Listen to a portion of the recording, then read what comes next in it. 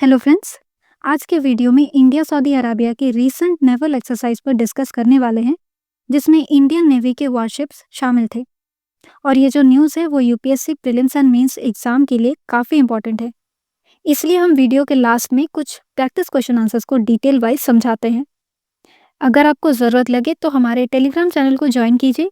वहाँ पर सभी न्यूज़ के पीडीएफ को अपलोड किया जाता है। फिर आप चाहे तो वहाँ से डाउनलोड भी कर सकते हैं और इसका लिंक आपको वीडियो के डिस्क्रिप्शन में मिल जाएगा। तो चलिए अब न्यूज़ को स्टार्ट करते हैं। इंडियन नेवी के वारशिप्स आईएनएस तमाल और आईएनएस सूरत ने 30 अगस्त 2025 को जेद्दा सऊदी अरेबिया का विजिट किया। उन्होंने रॉयल सऊदी नेवल फोर्सेस के कॉर्वेट एचएमएस जजान के साथ जॉइंट एक्सरसाइज किया। अब इस विजिट के उद्देश्य के बारे में थोड़ा जान लेते हैं। इंडिया सऊदी डिफेंस रिलेशंस को मजबूत करना, इंटर ऑपरेबिलिटी और मैरीटाइम कोऑपरेशन को बढ़ाना। आगे बात करते हैं कि इस विजिट के दौरान एक्टिविटीज क्या क्या हुई। आरएसएनएफ यानी रॉयल सऊदी नेवल फोर्सेस और सऊदी बॉर्डर गार्ड के साथ जुड़ाव, स्पोर्ट्स फिक्चर्स और पर्सनल के साथ बातचीत का आयोजन हुआ। 28 अगस्त को सऊदी अरेबिया में इंडिया के एम्बेसडर डॉक्टर सुहेल एजाज खान की मेजबानी की। इसके बाद कुछ स्ट्रैटेजिक इंपॉर्टेंस को देख लेते हैं। तो ये सऊदी अरेबिया के साथ डिफेंस कॉपरेशन के प्रति इंडिया के कमिटमेंट को इंडिकेट करता है। ये दोनों नेवीज को बेस्ट प्रैक्टिसेस शेयर करने का ऑफर प्रोवाइड भी करता है। नेक्स्ट है कि ये इंडियन ओशन रीजन में फ्यूचर नेवल एनकाउंटर्स के लिए बेस तैयार करता है। अब इसके कंक्लूजन की बात करें तो ये नेवी विजिट गल्फ रीजन में सिक्योरिटी पार्टनर के रूप में इंडिया के बढ़ते रोल को हाईलाइट करता है। सऊदी अरेबिया के साथ रिलेशंस को मजबूत करना, एनर्जी सिक्योरिटी, माइग्रेंट वेलफेयर और इंडियन ओशन में स्ट्रैटेजिक बैलेंस के लिए इम्पॉर्टेंट है। चलिए अब प्रीलिम्स प्रैक्टिस क्वेश्चन आंसर्स को स्टार्ट करते हैं। पहला क्वेश्चन है कि आईएनएस सूरत के बारे में इन स्टेटमेंट्स पर आपको विचार करना है और इनमें से कौन सा सही ऑप्शन है वो आपको बताना है। और वो सही ऑप्शन है डी 1, 2 एंड 3। नेक्स्ट हम देखते हैं कि इसमें पैसेज एक्सरसाइजेस किसके लिए आयोजित किए जाते हैं, तो वो है ऑप्शन बी।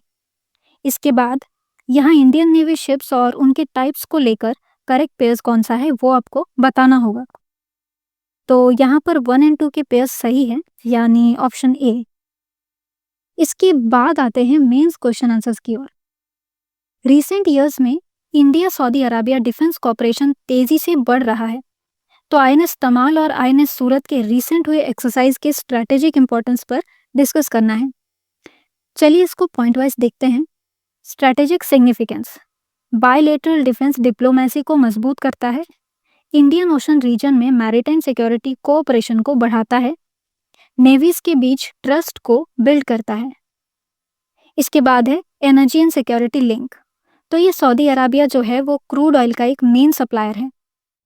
रीजनल बैलेंस, इसमें वेस्ट एशियन सिक्योरिटी आर्किटेक्चर में इंडिया के रोल को एक्सपैंड करता है। गल्फ रीजन में एक्सटर्नल पावर्स के इफेक्ट को प्रोटेस्ट करता है। नेक्स्ट है people to people, Saudi Arabia में 2.5 मिलियन इंडियन माइग्रेंट्स की सेफ्टी। अब इसके कंक्लूजन की बात की जाए तो इस तरह का कोऑपरेशन सिर्फ सिंबॉलिक ही नहीं है, बल्कि इंडियन ओशन रीजन में एक सिक्योरिटी प्रोवाइडर बनने के इंडियाज विजिट में कंट्रीब्यूशन भी देते हैं। नेक्स्ट देखिए क्या क्वेश्चन है। मैरीटाइम डिप्लोमेसी इंडिया की फॉरेन पॉलिसी का एक इम्पॉर्टेंट टूल है। तो गल्फ कंट्रीज के साथ इंडिया के नेवी कोऑपरेशन के अकॉर्डिंग इस स्टेटमेंट को आपको समझाना है।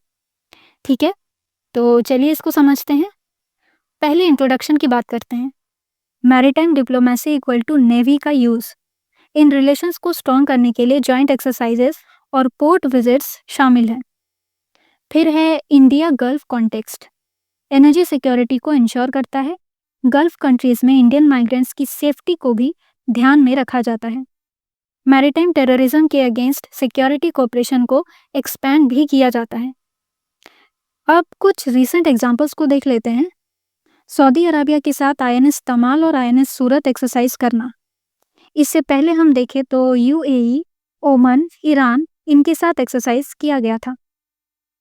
नेक्स्ट है स्ट्रैटेजिक विजन। तो रीजन में सभी के लिए सिक्योरिटी और ग्रोथ पॉलिसी का सपोर्ट करता है। एक जिम्मेदार रीजनल पावर के रूप में इंडिया की इमेज को बढ़ावा मिलेगा। इसका कंक्लूजन ये कहता है कि मैरीटाइम डिप्लोमेसी फॉरेन पॉलिसी की पहुंच को स्ट्रॉन्ग करता है, रीजनल स्टेबिलिटी को बूस्ट करता है और ग्लोबल जियोपॉलिटिक्स में इंडिया के रोल को बढ़ाता भी है।